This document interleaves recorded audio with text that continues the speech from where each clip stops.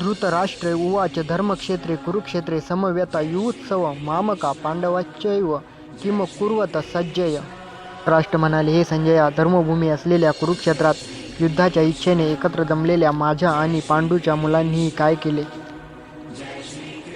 महाभारताच्या युद्धाच्या सुरुवातीला धृतराष्ट्राने संजयाला विचारलेला प्रश्न आहे. कुरुवंशाचा राजा आणि कौरवांचा पिता धृतराष्ट्र यांनी संजयाला विचारले की त्याचे पुत्र कौरव आणि पांडव कुरुक्षेत्रावर एकत्र आले तेव्हा त्यांनी काय केले. येथे धृतराष्ट्र युद्धभूमीचे वर्णन करणारे धर्मक्षेत्रे आणि कुरुक्षेत्रे असे शब्द वापरत आहेत. धर्मक्षेत्रे म्हणजे धर्माचे क्षेत्र.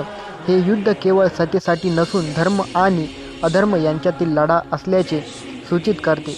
कुरुक्षेत्र म्हणजे कुरूंचा प्रदेश म्हणजेच कौरवांचा प्रदेश. युद्धात आपले पुत्र पांडवांचे काय करतील हीच धृतराष्ट्राची चिंता होती आणि धर्म आणि अधर्माच्या या महायुद्धात आपले पुत्र कसे वागतील याची त्याला उत्सुकता होती.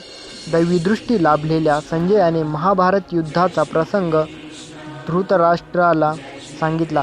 गीतेची सुरुवात या श्लोकाने होते, ज्यामध्ये नीतिमत्ता आणि अधर्म, न्याय आणि अन्याय यांच्यातील संघर्षाचा प्रतिध्वनी ऐकू येतो.